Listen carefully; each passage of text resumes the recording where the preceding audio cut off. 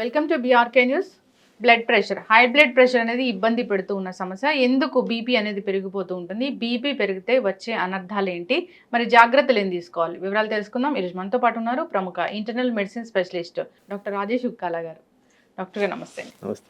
Doctor గారు, జనరల్గానే BP levels అంటే ఎంత ఉండాలి? సో బ్లడ్ ప్రెషర్ అనేది మన దేశంలో ఆఫ్టర్ డయాబెటీస్ చాలా ఇంపార్టెంట్ ఆస్పెక్ట్ బ్లడ్ ప్రెషర్ గురించి. ఇప్పటికి కూడా చాలామందికి డిస్పైట్ మెడికల్ అవేర్నెస్ మా ఏజ్ కింద ఉంటే చాలు కదా అనేది ఒక అపోహ ఉంది. ఈవెన్ టుడే నేను పేషెంట్స్లో చూసి వచ్చిన ఆన్సర్ చేసిన క్వశ్చన్స్లో ఇది. So in general for anybody 120, 80 and below is normal. So ఇది అప్ టు 140, 90 వరకు యాక్సెప్టబుల్ సిచ్యువేషనల్గా. అంటే ఈ బ్లడ్ ప్రెషర్ అనేది ఒక వేరియబుల్ కాంపనెంట్. అంటే మనం పరిగెట్టాము, కాస్త బీపీ పెరుగుద్ది, నవ్వాము, బీపీ పెరుగుద్ది, నిద్రపోలేదు, బీపీ పెరుగుద్ది, కాసేపు నిద్రపోయాము, బీపీ తగ్గుద్ది. ఈ వేరియబుల్ కాంపనెంట్లో 120, 80 కాకుండా అప్ టు 140, 90 వరకు యాక్సెప్టబుల్ కాంపనెంట్ కింద మనం కన్సిడర్ చేయాలి. సో ఒక నార్మల్ పర్సన్కి బ్లడ్ ప్రెషర్ 140 అండ్ బిలో 80 ఉంటే అది కరెక్ట్. ఆఫ్టర్ దట్ సస్టైనబిలిటీ అంటే కంటిన్యూస్గానే ఇప్పుడు 140, 90 వస్తుంది అనుకున్నాం. That means it is a treatable condition. So blood pressure మూలాన చాలా అవయవాల మీద ఒత్తిడి ఉంటుంది కాబట్టి ఆ నంబర్స్ కాస్త మనం ఇంపార్టెన్స్ ఇచ్చి ఆ 120, 80 అరౌండ్ మెయింటైన్ చేసుకుంటే, ఎస్పెషలీ ఏజ్ రిలేటెడ్గా సపోజ్ ఒక యంగ్స్టర్కి కానీ అబవ్ 120, 80 వస్తుంది అంటే మనం దాన్ని వాచ్ఫుల్గా చేసుకోవాలి. జనరల్గా ఎనీ మెజర్స్లో, రెమిడియల్ మెజర్స్లో నార్మల్గా న్యాచురల్ పద్ధతులు ఫస్ట్ పాటిస్తాం. ఇందాక నేను చెప్పినట్టు ఏదో కారణంగా బీపీ పెరిగిందా అంటే నేను కొన్ని చెప్పలేదు. అక్కడ కాఫీ తాగినా పెరుగుద్ది, ఆల్కహాల్ తాగినా పెరుగుద్ది, సిగరెట్ తాగినా పెరుగుద్ది. సో ఇలా చాలా కారణాల వల్ల బ్లడ్ ప్రెషర్ అనేది పెరుగుద్ది. ఆ పెరగడం అనేది సస్టైన్డ్గా మోర్ దెన్ 140, 90 కానీ ఉంటే దెన్ మెడిసిన్ అనేది అవసరం పడుతుంది. సో ఒక యంగ్స్టర్లో ఇలాంటివి కనబడుతున్నాయంటే రివర్సిబుల్ కాంపనెంట్స్ అంటే avoiding things which can cause blood pressure అనేది చాలా ఇంపార్టెంట్గా మనం గమనించుకోవాలి. బ్లడ్ ప్రెషర్ని క్లాసిఫికేషన్ చేసేసారు స్టేజెస్ కింద. సో నేను చెప్పినట్టు 120/80 నార్మల్ కింద అండ్ బిలో అంటే దాని నుంచి ఒక 10 అబవ్ వేసుకుంటూ పోతుంటే అది స్టేజెస్ కింద stage 1, stage 2 and malignant hypertension అని కూడా కేటగరైజ్ చేయడం జరిగింది. సో స్టేజ్ 1 కూడా కాదు, మనం ప్రీ హైపర్టెన్సివ్ స్టేజ్లోనే జాగ్రత్తలు తీసుకొని ఎక్కువ పెరగకుండా అవాయిడ్ చేసుకోవడం అనేది ఇంపార్టెంట్. డాక్టర్ గారు, ఇప్పుడు 130 అలా వస్తూ ఉందంటే అప్పుడు డాక్టర్ దగ్గరికి వెళ్ళి చెకప్ చేయించుకోవాల్సిన అవసరం ఉంది. ఇక్కడ risk stratification or customization to the patient. Suppose ఒక పర్సన్ ఉన్నారనుకున్నాం, మేబీ అరౌండ్ 35 years, 130, 85 అలా వస్తూ ఉంది. ఆయనకి వేరే అసోసియేటెడ్ కండిషన్స్ ఏవీ లేవు. అంటే ఏవీ లేవంటే ఉపకాయం కూడా లేదు, అంటే రిస్క్ ఫర్ హెల్త్ డిజీజ్ అనేది ఏవీ లేకుండా ఉన్నప్పుడు ఆయన్ని న్యాచురల్ రెమెడీస్ కింద మనం కన్సిడర్ చేసేసి బాడీ మాస్ ఇండెక్స్ ఎలా ఉంది, సాల్ట్ ఇంటేక్ ఎలా ఉంది, ఎక్సర్సైజ్ యాక్టివిటీ ఎలా ఉంది, నిద్ర ఎలా ఉంది, ఇవన్నీ రివర్సిబుల్ కాంపనెంట్స్. ఇవన్నీ చేసి కూడా ఇంకా పర్సిస్టెంట్గా ఉంటే అప్పుడు మీరు అన్నట్టు డాక్టర్ని సంప్రదించి ట్రీట్మెంట్ తీసుకోవాల్సిన అవసరం ఉంటుంది. బట్ ఫస్ట్ ఇన్వెస్టిగేషన్స్, ఏ కారణంగా ఇది వచ్చి ఉండొచ్చు, దీన్ని ఎలా రివర్స్ చేయొచ్చు అనేది మోస్ట్ ఇంపార్టెంట్. ఓకే, ఇప్పుడు చాలా బ్లడ్ ప్రెషర్ వచ్చింది అంటే 140 దాటి వచ్చింది అన్నప్పుడు అంటే అది ఆల్ ఆఫ్ సడన్గా పెరుగుతుందా డాక్టర్ గారు? జనరల్గా ఎప్పుడు బ్లడ్ ప్రెషర్ అనేది చాలా హై అయిపోతుంది, ఒక 200 వరకు వెళ్ళే సిచ్యువేషన్ అనేది ఉంటుంది? ఒకటి ఏంటంటే మీరు ఫస్ట్ అడిగిన క్వశ్చన్ ఎప్పుడు హై అయిపోవచ్చు. సో దానికి రెలవెన్స్గా మనం ఎప్పుడు దీన్ని కరెక్ట్గా తీసుకోవాలి అంటే కన్సిస్టెంట్గా more than 2 to 3 times in a week at different times of the day 140 and 90 above వస్తుందంటే ఎస్, ఇది హయ్యర్ బ్లడ్ ప్రెషర్, దీనికి డాక్టర్ని సంప్రదించాల్సిన అవసరం ఉంది.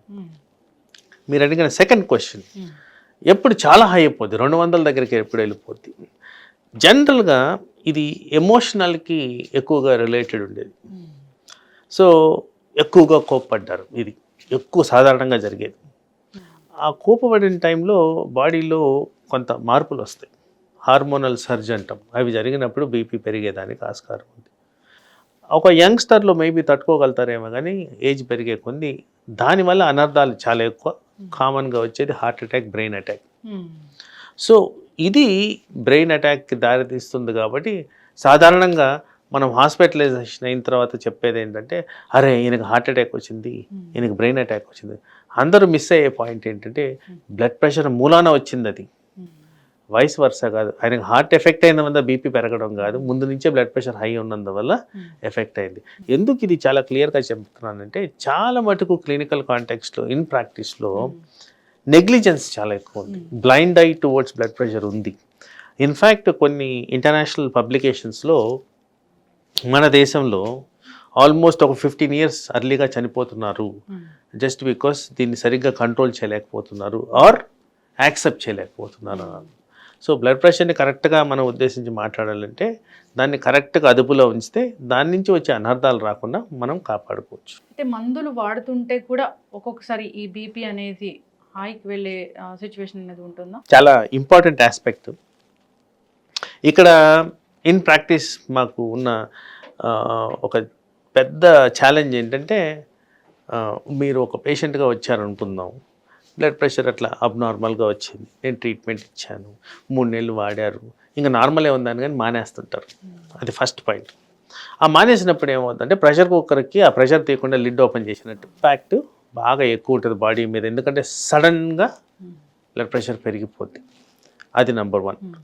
Number 2, okay blood pressure diagnose చేశారు, నేను చెప్పినట్టు రివర్సిబుల్ ఫ్యాక్టర్, న్యాచురల్గా తగ్గించుకునే ప్రాసెస్లో ఉన్నారు, బట్ ఒక పర్టికులర్ ఫంక్షన్ అటెండ్ అవ్వడమో ఆర్ జిమ్ యాక్టివిటీ అటెండ్ అవ్వడమో or emotional disturbance, fighting something జరిగింది.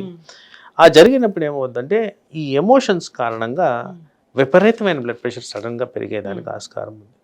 కానీ అక్కడ మనం దాన్ని ముందు నుంచి అదుపులో ఉంచుంటే ఈ అనార్థానికి దారి తీయకుండా, అంటే తరచుగా మనం ఫ్రీక్వెంట్గా చూస్తున్నాం, జిమ్లో యాక్టివిటీ చేస్తూ కొలాప్స్ అయిపోయారు, ఈయనకి హార్ట్ అటాక్.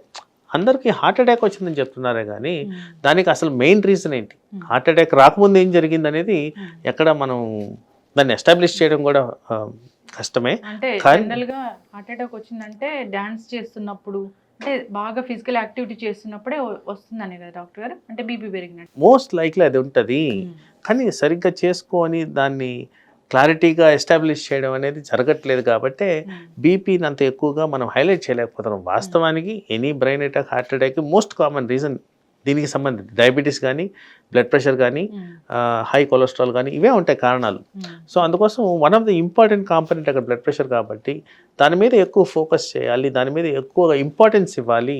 స్లైట్ డీవియేషన్స్ ఉన్నా కానీ ఏముందిలే అనేది కాకుండా దాన్ని ప్రాపర్గా అసెస్ చేసుకొని న్యాచురల్ పద్ధతుల్లోనే కూడా మనం తగ్గించుకునే విధంగా దాన్ని చేసుకోవచ్చు. అయితే డాక్టర్ గారు, ఇప్పుడు బాగా బీపీ పెరిగిపోతే హార్ట్ అటాక్ కానీ బ్రెయిన్కి సంబంధించిన ఇష్యూ కానీ వస్తుందా? అంటే ఇంకా చాలా అనర్థాలు ఉన్నాయి.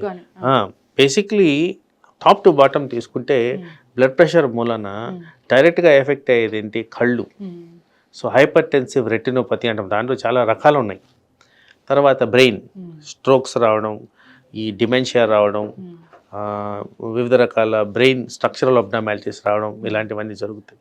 అలాగే హార్ట్ మీద heart failure, heart arrhythmias, heart functionality కోల్పోవడం, ఇలాంటివన్నీ, లెఫ్ట్ వెంట్రుకులర్ హైపర్ట్రోఫీ, చాలా ఉన్నాయి. హార్ట్ మీద కూడా వివిధ రకాల అబ్నార్మల్ థింగ్స్ జరుగుతాయి. అలాగే ఇంకా కొద్ది కిందకు వస్తే కిడ్నీస్ మీద చాలా సాధారణంగా కిడ్నీకి బ్లడ్ ప్రెషర్కి కనెక్షన్ ఉంటుంది, ఎందుకంటే రెగ్యులేషన్ అంతా అవి రెండు కనెక్టెడ్ ఉంటుంది. సో అబ్నార్మల్ బ్లడ్ ప్రెషర్ కారణంగా కిడ్నీ మీద ఒత్తిడి వచ్చి కిడ్నీ ఫెయిల్యూర్కి దారితీయడం, డయాలిసిస్కి దారితీయడం, ట్రాన్స్ప్లాంట్కి దారితీయడం, ఇలాంటివన్నీ జరుగుతాయి. ఇవి majority of the abnormal things. But మైనర్గా కూడా ప్రతి బ్లడ్ వెజల్లో ఈ ప్రెషర్ ఎఫెక్ట్స్ వల్ల కాస్త మనం వినుంటాం అథెరోస్క్లిరోసిస్, అంటే ఆ బ్లడ్ వెజల్లో సప్లై అయ్యే బ్లడ్ వాల్యూమ్ తగ్గిపోవడం, స్టిఫ్నెస్ పెరగడం. సో ఇలాంటి చాలా అబ్నార్మాలిటీస్ బ్లడ్ ప్రెషర్ మూలాన మన బాడీలో జరుగుతాయి. బీపీ టాబ్లెట్ వేసుకుంటూ కూడా బీపీని కంట్రోల్ చేసుకొని పూర్తిగా రివర్స్ చేసుకునే అవకాశం కూడా ఉంటుందా డాక్టర్ గారు? అంటే ఇక్కడ నేను ఫస్ట్ చెప్పిన విధంగా ప్రైమరీ ఆరిజిన్ ఆఫ్ బీపీ ఎక్కడి నుంచి వచ్చింది. సో బీపీ కాంపనెంట్స్లో ఫస్ట్ మనం అనుకుందాం నిద్ర సమంగా పోనందుకు వచ్చింది అనుకుందాం. మరి నిద్ర సమంగా అయిందా లేదా అనేది చూసుకోవాలి. అది ఒక్క కారణమా కాదా అని చూసుకోవాలి.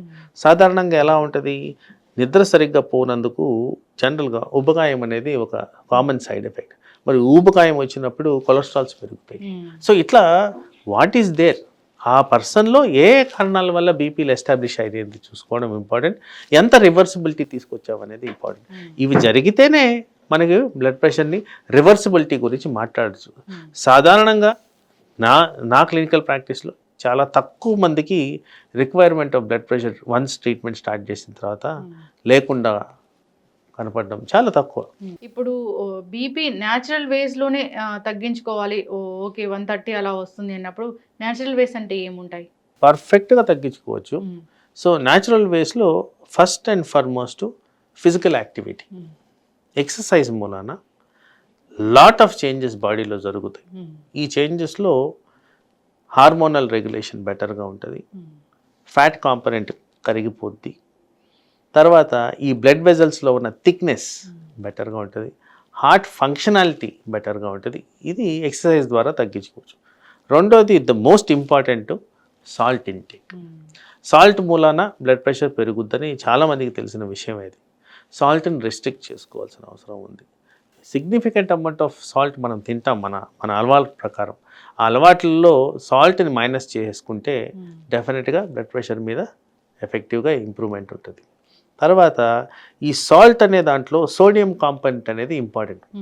ఈ సోడియంని రెడ్యూస్ చేసే విధంగా పొటాషియం అనే ఇంకొక ఎలక్ట్రోలైట్ మన బాడీలో ఉంటుంది.